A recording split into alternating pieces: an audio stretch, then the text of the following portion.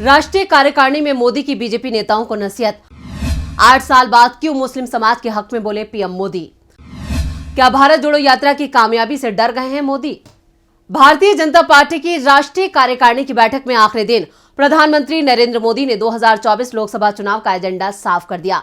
उन्होंने कहा कि चुनाव में 400 दिन बचे हैं, ऐसे में सामाजिक समरसता के लिए हर गांव, हर एक मतदाता तक पहुंचना होगा। पीएम मोदी ने बीजेपी नेताओं को नसीहत देते हुए कहा कि मुस्लिमों को लेकर गलत बयानबाजी नहीं करें। साथ ही पीएम मोदी ने कार्यकर्ताओं से पसमानदा मुसलमानों, बोहरा मुस्लिमों तक पहुंच बनाने के लिए कहा। पीएम ने कहा कि कोई हमें वोट दे या ना दे, लेकिन सबसे संपर्क बनाए। अब पीएम मोदी के इस बयान के कई सियासी मायने निकाले जा रहे हैं। क्या भारत जोड़ो यात्रा की सफलता से डर गए हैं पीएम मोदी। आखिर क्यों राहुल की डगर पर चलने पर मजबूर हुए पीएम मोदी। इन सवालों के जवाब ढूंढेंगे अपनी इस स्पेशल रिपोर्ट में। नमस्कार, मैं हूं परवीन शेख। आप सभी का हमारी स्पेशल रिपोर्ट में बहुत बहुत स्वागत है। बीजेपी की 2 दिवसीय राष्ट्रीय कार्यकारिणी की बैठक 17 जनवरी को संपन्न हो गई। इस बैठक में बीजेपी ने लोकसभा चुनाव की रणनीति तैयार की। इसी के तहत बीजेपी अध्यक्ष जेपी नड्डा के कार्यकाल को 2024 तक बढ़ाया गया। इसके अलावा पीएम मोदी और गृह मंत्री अमित शाह ने भी कार्यकर्ताओं से बात की और उन्हें चुनावों का रोड मैप समझाया।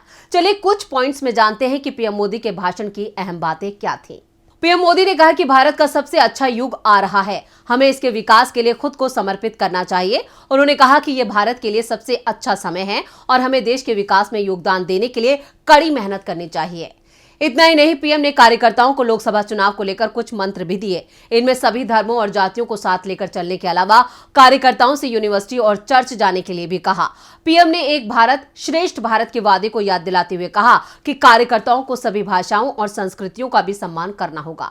पीएम मोदी ने बीजेपी नेताओं को नसीहत भी दी कि उन्होंने कहा कि मुस्लिम समाज के बारे में गलत बयानबाजी ना करें। कई बयान अमर्यादित होते हैं, ऐसा नहीं करना चाहिए। किसी भी जाति संप्रदाय के खिलाफ बयान नहीं देना चाहिए। उन्होंने कार्यकर्ताओं से अपील की है कि उन्हें पसमानदा मुस्लिमों और बोहरा समुदाय से मिलना चाहिए। इसके अलावा उन्हें पढ़े लिखे और प्रोफेशनल मुस्लिमों से भी बात करनी चाहिए। इसके बदले उनसे वोट की अपेक्षा नहीं की जानी चाहिए। पीएम ने चुनाव को लेकर यह भी कहा कि हमें सक्रिय रहना है और आत्ममुग्ध नहीं होना है। कोई ये नहीं समझे कि मोदी आएगा और जीत दिला देगा। हमें इस मानसिकता से बाहर निकलना होगा। पीएम ने राजस्थान और छत्तीसगढ़ का उदाहरण देते हुए कहा कि पिछली बार हम अति आत्मविश्वास के कारण हार गए थे। इस बार हमें इससे बचना होगा, लोगों के बीच रहना होगा और मिलकर मेहनत करनी होगी। अब पीएम मोदी के इस बयान को लेकर राजनीतिक जानकार कई तरह के सियासी मायने निकाल रहे हैं।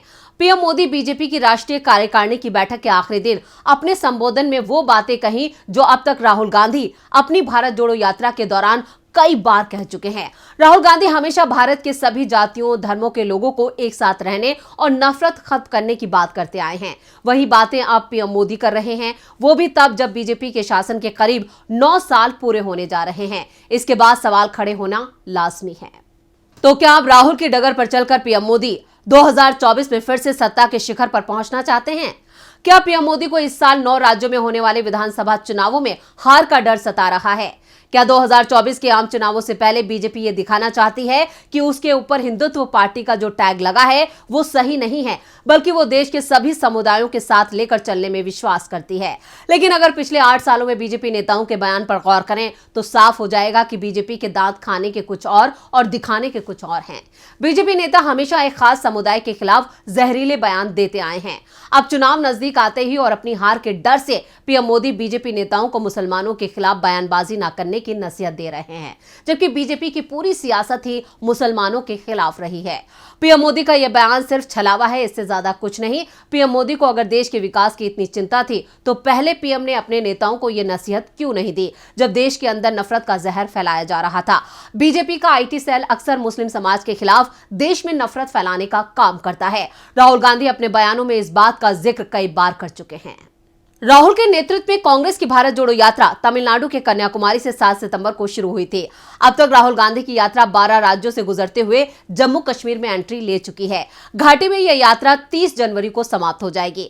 राहुल अक्सर अपनी यात्रा में यह आरोप लगा चुके हैं कि बीजेपी आरएसएस देश में नफरत फैलाने का काम करती है। 18 जनवरी को हिमाचल पहुंचे राहुल गांधी ने जनसभा को संबोधित करते हुए एक बार फिर बीजेपी और आरएसएस पर निशाना साधा था। बीजेपी और आरएसएस देश में नफरत फैला रही है, हिंसा फैला रही है, डर फैला रही है। उनकी योजनाओं का लक्ष्य डर फैलाने का होता है, इसलिए हमने ये यात्रा शुरू की। यात्रा से पहले हमने पार्लियामेंट में मुद्दे उठाने की कोशिश की।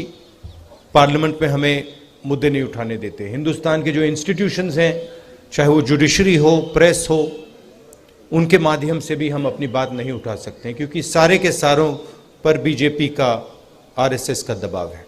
राहुल गांधी ने जब यात्रा शुरू की थी उस वक्त बीजेपी को यह अंदाजा नहीं थी कि यात्रा इतनी कामयाब होगी। राहुल गांधी के कदम जैसे जैसे आगे बढ़ते गए, जन सैलाब भी उनके साथ जुड़ता चला गया। अब राहुल गांधी 12 राज्यों से अपनी यात्रा को लेकर पैदल मार्च कर चुके हैं और उन्हें हर राज्य में पहले से ज्यादा समर्थन और प्यार मिला है। राहुल गांधी अब तक 3200 किलोमीटर से ज्यादा पैदल चल चुके हैं। इस सफर में राहुल की छवि को पूरी तरह से गंभीर नेता की छवि में बदल दिया और अब तो राजनीति के जानकार भी कह रहे हैं कि 2024 में सीधा मुकाबला पीएम मोदी और राहुल गांधी के बीच होगा। शायद इसलिए पीएम मोदी भी राहुल की डगर पर चलने की कोशिश कर रहे हैं, क्योंकि राहुल भी अपनी यात्रा में सभी मजहबों को साथ लाने का काम किया है। राहुल काफी पहले ही कह चुके हैं कि देश का विकास सबको साथ लेकर चलने से होगा और अब पीएम मोदी सत्ता के 8 साल भोगने के बाद ये कह रहे हैं कि मुसलमानों के खिलाफ बयानबाजी ना करें, जब जनता उनकी विदाई की घड़ी गिन रही है। 2023 और 2024 चुनावी साल है। इस साल 9 राज्यों के विधानसभा चुनाव हैं। इन चुनावों में बीजेपी को अपनी हार का डर सता रहा है, क्योंकि देश महंगाई और बेरोजगारी की बड़ी समस्या से जूझ रहा है और राहुल गांधी लगातार इन 2 मुद्दों को लेकर मोदी सरकार को घेर रहे हैं। दिल्ली की सरकार सारा का सारा काम 2-3 बड़े उद्योगपतियों के लिए करती है। जो सपोर्ट स्मॉल और मीडियम बिजनेसेस को मिलनी चाहिए, जो मदद आपको मिलनी चाहिए, जो बैंक का सहारा आपको मिलना चाहिए, वो आपको नहीं मिलता है और उल्टा आपके ऊपर आक्रमण किया जाता है। नोटबंदी और गलत जीएसटी पॉलिसियां नहीं है। नोटबंदी और गलत जीएसटी छोटे बिजनेसेस को, स्मॉल और मीडियम बिजनेसेस को खत्म करने के हथियार है। यह सच्चाई है। दूसरी सच्चाई, हिंदुस्तान के अरबपति इस देश को रोजगार नहीं दे सकते।